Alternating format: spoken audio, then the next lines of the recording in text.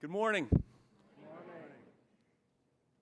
I'm not sure about all of you, but when the first week of August rolls around and then the month moves at its customary breakneck speed, I find myself a bit more eager every day to be at this very moment, to be here with all of you, poised to chase goals and aspirations we have for our school and ourselves. There's something about being here, together for the first time, excited and nervous about what awaits us, optimistic and hopeful about reaching new heights, and with only possibility and a clean slate in front of us that gives me an incredible lift. Well, I don't know what goals and aspirations are in your heads this morning. I do know you have them and are on the verge of getting after them. Moreover, I know your likelihood of realizing those goals will depend on more than what you do on your own. You will need others. We all will, if we are to find our way to realizing our mission, the most meaningful educational experience you will have in your life. If you wonder what gets me excited, this day does. The spirit and energy that's here. Before extending this thought, I want to introduce some new colleagues who have introduced themselves a bit already, but they will be leading and thinking about the time we spend together in the Ashburn Chapel this year. I'm excited to work with this group and others as we aim to ensure that time spent here with one another is welcoming to all of us, affirming as we go, clear about our values, appreciative of difference, inclusive in its approach, and respectful of the fact that all of us will draw from this time in our own ways. To start, Mr. Powell, who is right here, has joined the school as Dean of Equity and Inclusion.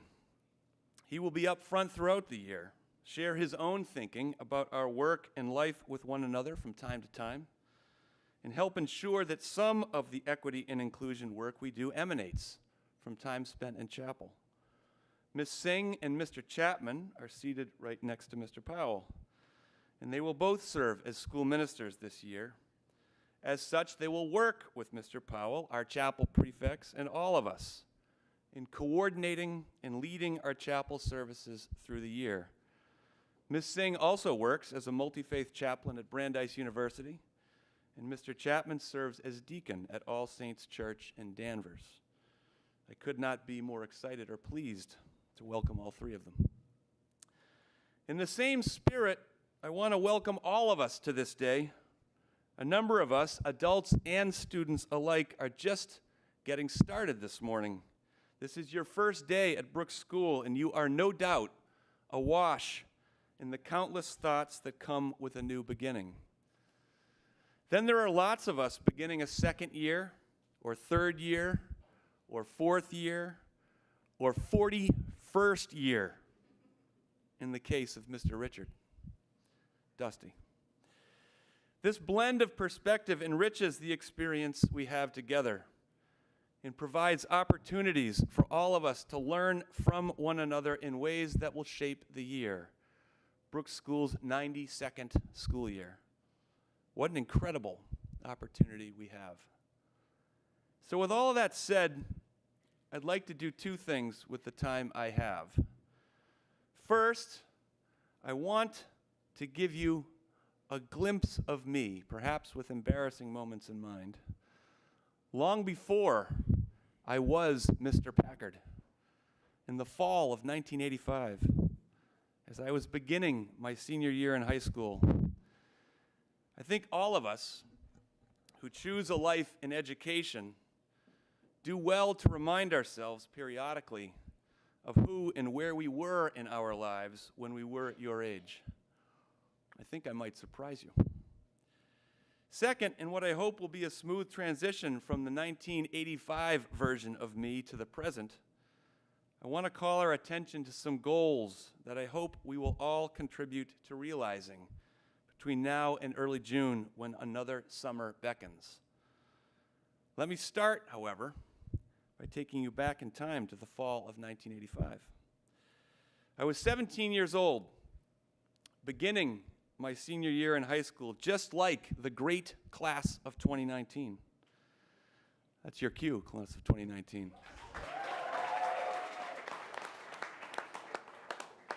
And not at all sure where I would be going to school beyond that year. I'd visited colleges over the summer. I liked most of them, and I wanted to go to a smaller school in the northeastern United States where I could play soccer. It was fairly straightforward. Well, I thought of myself as a fine student. My mother generally thought there was a gap between what I was achieving and what I might achieve with a more concerted effort. And looking back at that period of time, I now realize she was right. To illustrate where I was academically, I think I had 4 books to read over the summer prior to my senior year. Less, I think, than many of you. And my solution to determining how to get through those books was to add up the total number of pages, and all 4 of them combined, divide by the number of summer days I had, probably excluding weekends because I needed a break, and read that precise number of pages every day. The possibility that I might actually enjoy those books and want to keep reading beyond the prescribed number of pages never crossed my mind. I like to think I have come a long way since then, but for those of you lamenting your summer work, know that I feel your pain. What occupied most of my time and thought that fall was the Lexington High School boys soccer team. I had been elected one of 3 captains the previous year, and we had a really strong team coming back. We'd lost in overtime in the state quarterfinal the previous year, and we're determined to do better than that in 1985. Our goal was to win the state championship. At that point in my life, I was sporting a slightly different haircut than the work of beauty you see before you. I had what I referred to as a flat top haircut. It involved hairstylists and lots of attention they paid to my head of hair, lots of gel, lines, which I'll come back to, and even some bleach.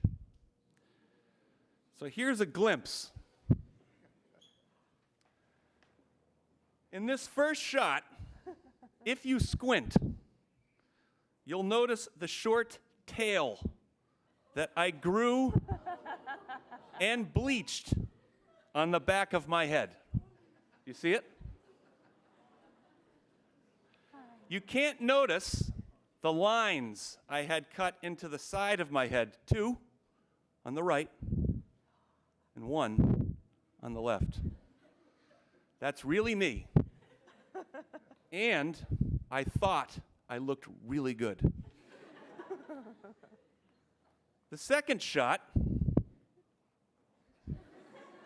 speaks for itself and reveals that my perfectly gelled flat top generally didn't hold up all that well during soccer games. I don't know what was going on with my tongue, nor do I know why my mother thought this was a picture worth saving, but she did. I had some friends who told me that they thought I looked like Heat Miser from The Year Without a Santa Claus. I'll let you be the judge. Maybe. So the season got off to a great start. We won the Middlesex League Championship and then advanced all the way to the state championship game, our goal, where we lost in decisive fashion. 5-1 after being tied 1-1 at halftime. Brutal. At the time, I was crushed. Yet as I think back on that phase in my life, looking at my 17-year-old self, different haircut and all, The reason I hold on to that experience and to so many friends who are on that team with me centers on having learned what it was like to be part of something bigger than myself. I belonged to something that mattered deeply to me, mattered deeply to my coaches and teammates, and was a big part of how I defined myself. This is not the only such occasion when I have felt a profound sense of belonging, and the feeling has only led me to want to feel it more routinely and more often. As head of school, it makes me want all of us, as members of this community, to feel it more often. I'd venture to say that if each of you were to reflect for a bit about where and when in your life community and belonging were most pronounced and palpable for you, those moments and experiences would make you smile. It feels good to belong. As we think about living our school's life together, I believe working hard to foster and deepen the individual and collective sense of belonging we all feel as members of this community is as important as anything we try to do as a group. It requires us to accept the fact that we are, to some degree, responsible for taking care of one another. It requires us to be kind and good and empathic and open to learning from the experiences that others have while here. It requires us to have open hearts and generous spirits. I do appreciate that my feeling a sense of belonging on my high school soccer team constitutes a much lower bar than aiming to realize a comparable feeling and state as a whole school community. Yet I would stipulate that striving and reaching for that feeling and state has never been more important than it is now. We are living in a day and age when community and belonging seem more threatened than ever, and are in diminishing supply in this country by many measurements. Over the summer, I asked a few colleagues to read Tribe, written by Sebastian Junger in 2016. In the book, Junger reflects on the crisis of belonging in community, often from the perspective of having spent so much time with veterans of the war in Afghanistan, and the challenges those veterans face when returning home. He writes, and I quote, "I know what coming back to America from a war zone is like because I've done it so many times. First, there's a kind of shock at the level of comfort and affluence that we enjoy. But that is followed by the dismal realization that we live in a society that is basically at war with itself. People speak with incredible contempt about, depending on their views, the rich, the poor, the educated, the foreign-born, the president, or the entire United States government. It's a level of contempt that is usually reserved for enemies in wartime, except that now it's applied to fellow citizens," end quote. We begin this year as a school that has never been as broad and rich with difference and ripe with opportunity to learn from that difference than it is right now. We are in the presence of an overwhelming amount of talent and passion in our small chapel this morning. My pride in having the privilege of leading a community so well endowed with the human capital assembled here today knows no bounds. My charge is to ask us to head into our day and week and month and year together, intent on leveraging our talents and passions and privileges, intent on taking responsibility for this community, for your community, for all of its members, and for the feeling and state of belonging that we all deserve to experience. I register this charge mindful of the fact that we will be, in certain respects, wrestling with a strained national conversation as we go. To do so is important. To be well above the contempt that Sebastian Junger and others lament is a must. To be a community that settles for nothing less than an absence of that contempt and an abundance of care and concern and investment in one another is what I have in mind. I'm eager to begin writing the 2018-2019 Brooks School story with all of you.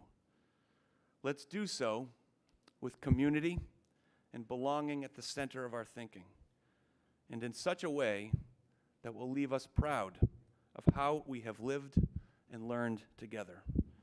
Have a great start this morning. Thank you.